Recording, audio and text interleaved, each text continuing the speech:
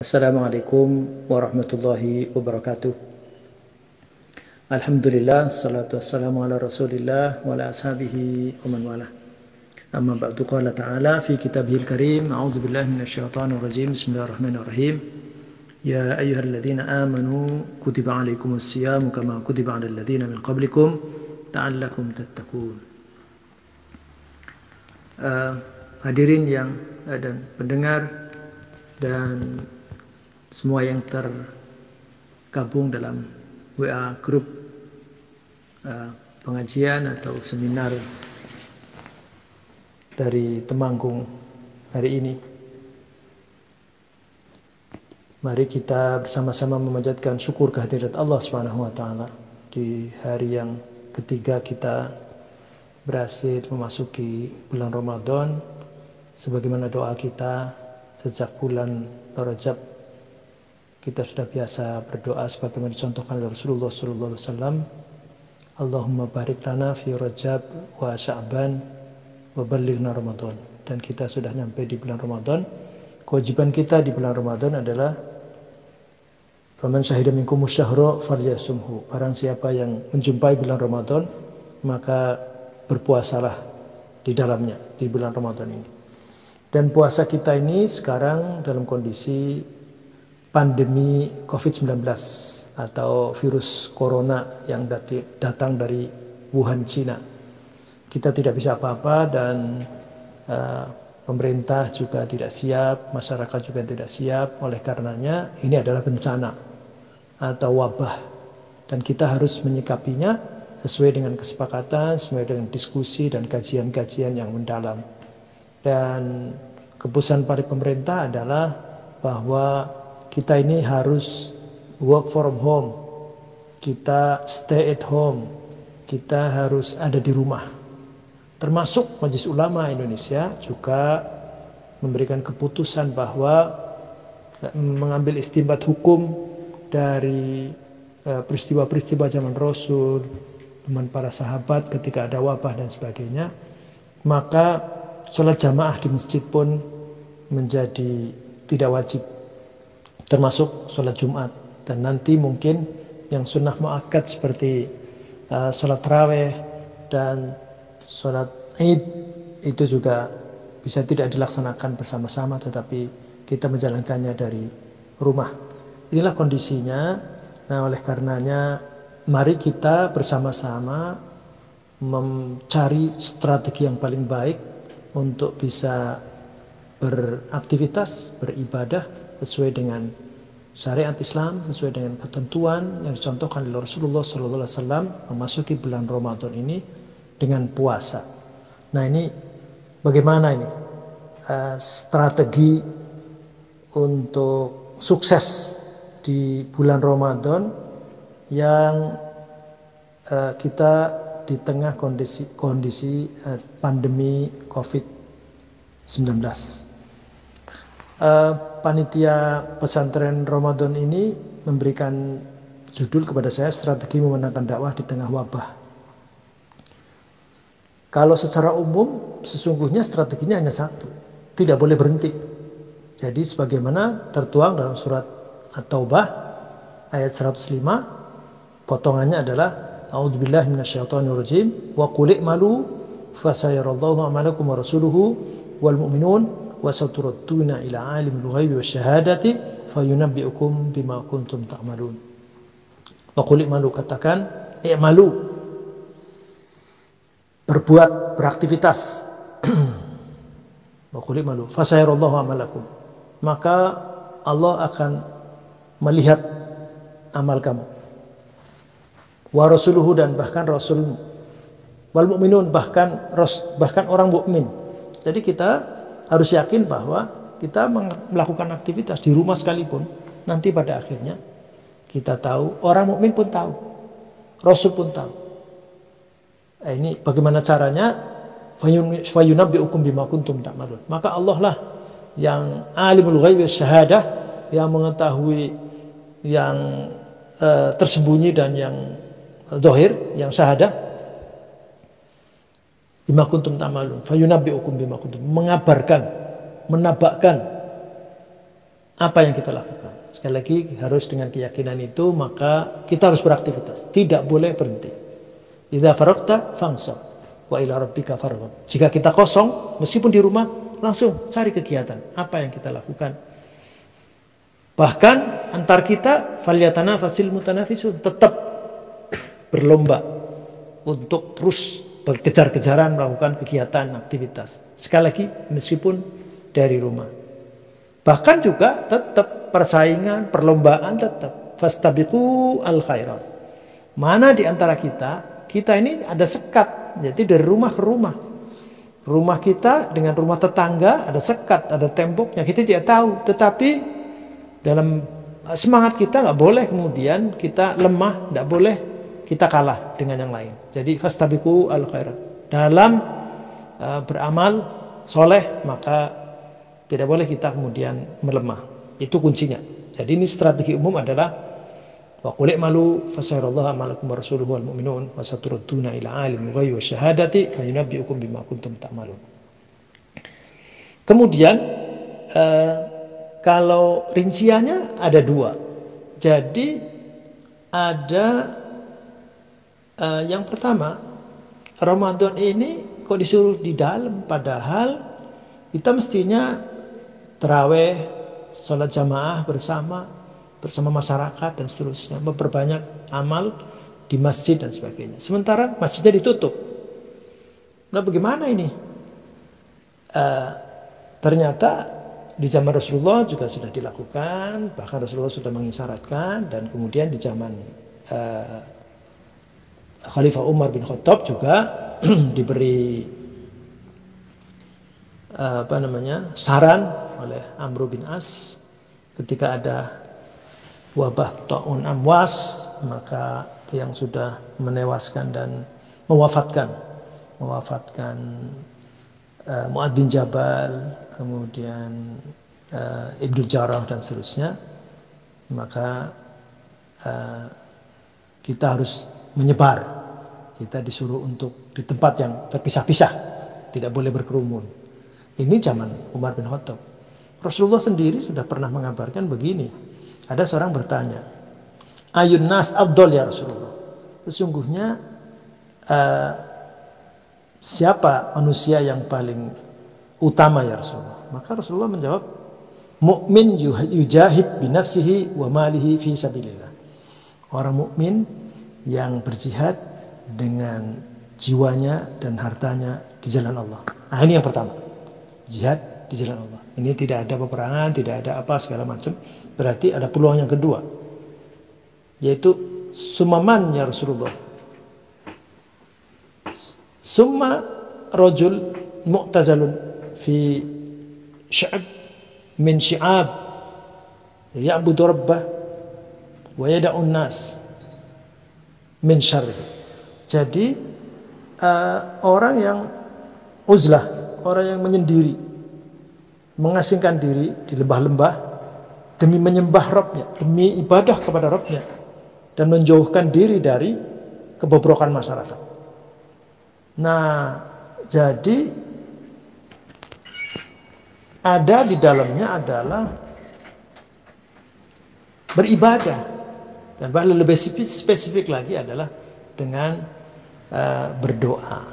Nah, oleh karenanya para pendengar yang dirahmati Allah, maka jangan kita kemudian berhenti karena stay at home, karena kemudian di rumah lantas kita tidak melakukan apa-apa.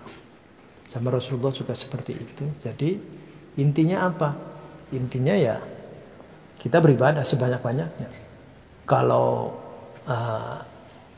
ibadah, sholat sunnah, kalau tilawah karena ini afdol di zaman di masa Ramadan, karena Ramadan tidak bisa dipisahkan dari Al-Quran, maka ini syahrul Quran, ya sudah baca Quran dan kita terapkan. Man qara'a harfan min kitabillah lahu hasanatun wal hasanatu bi asyri amsalha la aqulu alif lam mim harfun wa lamun harfun wa mimun harfun la aqulu alif lam mim harfun bal alifun harfun wa lamun harfun wa mimun harfun. Saya tidak mengatakan alif lam mim itu satu huruf kata Rasulullah, tapi alif satu huruf, lam satu huruf, mim satu huruf. Man yata'ata fihi syaqun lahu ajron. Barang siapa yang tidak lancar membaca Qur'annya, maka percayalah bahwa Allah akan menilai 2 kali. Tapi kalau orang yang sudah lancar, bahkan indah dan sebagainya sesuai dengan hak-haknya, al-mahir bil Qur'an ma'a safaratil kiramil bararah. Kapan itu kita menerapkan berinteraksi dengan Quran seperti itu? Ketika sekarang. Jadi kalau yang paling cepat khatam Quran itu 3 hari, maka itu 3 hari bisa dilakukan. Tapi kalau kemudian itu membuat kita terburu-buru dan sebagainya, para ulama ada yang paling malesnya. Jadi paling malesnya, paling tidak sempatnya itu 1 bulan itu khatam 1 kali atau 30 juz. Ya kalau yang banyak moderat, yang wasatiyah itu yang 1 pekan khatam. Jadi paling tidak Ramadan ini 4 kali khatam. Jamaah dan pemirsa pendengar yang dirahmati Allah, itulah Ramadan ini kalau kita mau sukses, yaitu menyendiri, kemudian melakukan kegiatan yang tidak seperti ketika tidak ada pandemi COVID-19 ini. Kita tergoda dengan keluyuran ke sana kemari, bermain-main, bikin appointment, bikin janji ke sana kemari, sehingga kadang-kadang merusak ibadah Ramadan kita, ibadah puasa kita. Dan alhamdulillah di masa Ramadan ini karena ada pandemi COVID-19 ini, kita harus di rumah, maka tidak ada alasan kita hatamkan paling tidak 1 kali, ideal 4 kali.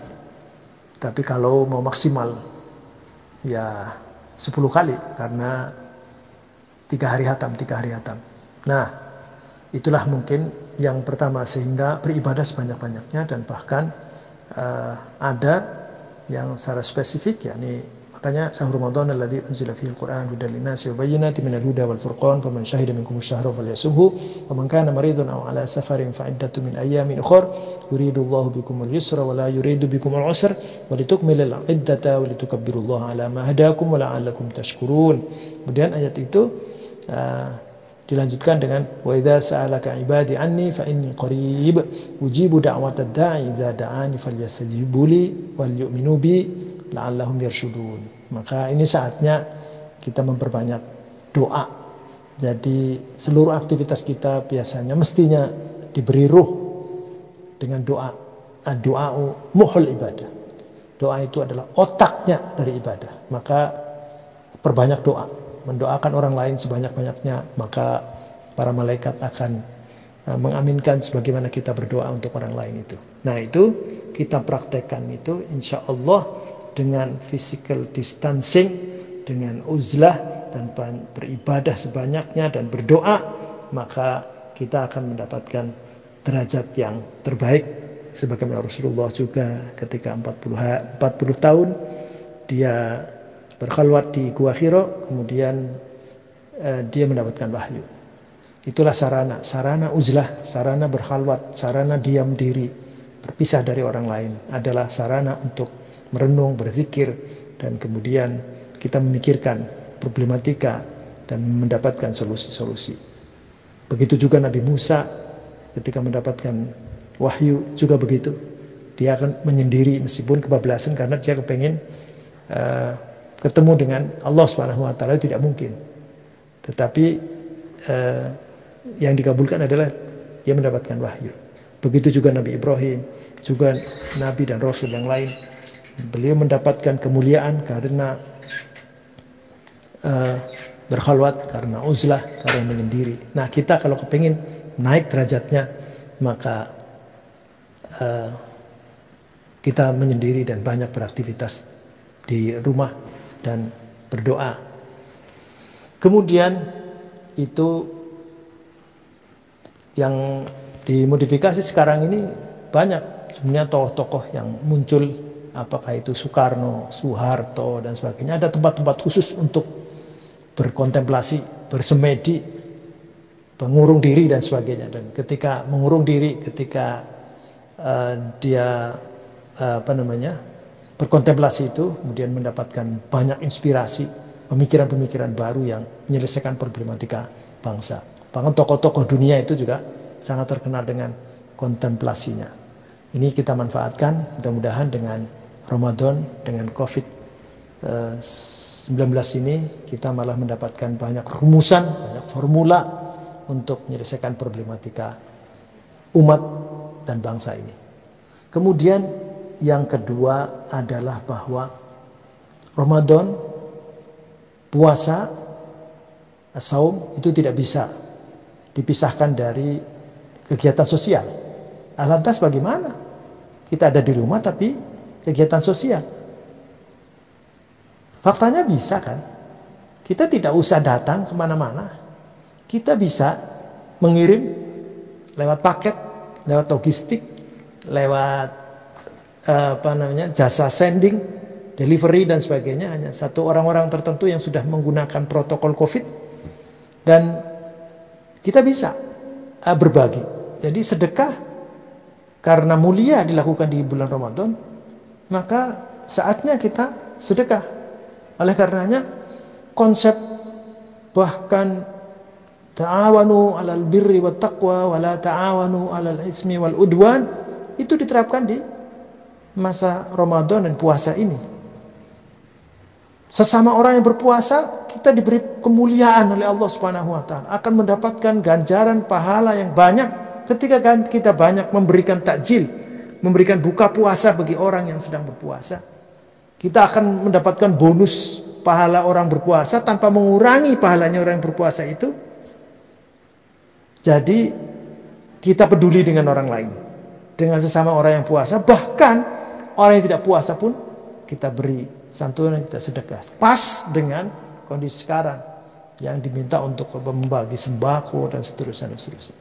Bahkan di akhir Ramadan yang mungkin asyrul awakhir, di akhir, dan itu boleh takjil, bisa ditunaikan di awal, tetapi ini kewajiban bagi muslim mukmin yang mampu, maka zakat fitrah, menunaikan zakat. Nah, zakat yang umum itu sebenarnya zakat mal. Itu pun mulia dan afdol kalau ditunaikan di bulan Ramadan karena pahalanya akan berlipat ganda. Atau nilainya di hadapan Allah Subhanahu wa taala dilipat gandakan. Tetapi yang tidak boleh tidak ditunaikan adalah zakat fitrah. Zakat yang secara dasar orang harus dipenuhi, yaitu berupa makanan pokok, berupa beras kalau di sini, gandum kalau di tempat lain, yang nilainya sudah didiskusikan dan sudah menjadi kesepakatan 2,5 kilogram beras misalnya. Itu satu orang satu. Kalau satu rumah ada 5 atau 10, maka 5 atau 10 kali 2,5 kilo. Yang itu diberikan kepada orang yang membutuhkan. Jadi zakat fitrah itu adalah untuk orang miskin, untuk orang fakir dan miskin. Nah ini maka kita tidak perlu mencari data atau apa. Kita tahu yang dengan mata kepala sendiri. Kadang-kadang ada orang yang sesungguhnya dia kekurangan, tetapi hanya kita yang tahu, dan dia tidak didaftar menjadi orang miskin. Nah ini namanya al-mahrum. Nah kita yang tahu, maka mustahik seperti itu kita beri di waktu Ramadan ini, di akhir Ramadan. Maka kalau akhir Ramadan kita sudah menghimpun kegiatan dengan tadi physical distancing, dengan uzlah, dengan doa, dengan beraktivitas beribadah sebanyak-banyaknya, kita naik derajatnya, kemudian kita peduli dengan orang lain dan sebagainya, maka akhir Ramadan itulah kita berdoa, ja'alanallahu wa iyyakum minal aidin, menjadi orang yang id, kembali fitrah maksudnya, kembali bersih. Allahumma amin. Wal faizin, dan orang yang menang. Itulah orang yang menang yang sungguhnya. Maka strategi apapun itu kan untuk mendapatkan kemenangan. Strategi ibadah dan strategi dakwah untuk mendapatkan kesuksesan seperti apa? Maka bukan dengan kata-kata, dengan kalimat, dengan ucapan, tetapi dengan perbuatan. Banyak berdoa, physical distancing, dan beraktivitas, beribadah sebanyak-banyaknya, wirid dan seterusnya. Kemudian banyak berbagi dengan sedekah, memberi buka, kemudian zakat fitrah ditunaikan, bahkan zakat mal kalau mencapai nisab maka kita tunaikan di bulan Ramadan, insya Allah. Maka keluar dari bulan Ramadan kita akan mendapatkan kesuksesan atau kemenangan. Wallahu a'lam bishawab. Allahumma amin. Assalamualaikum warahmatullahi wabarakatuh.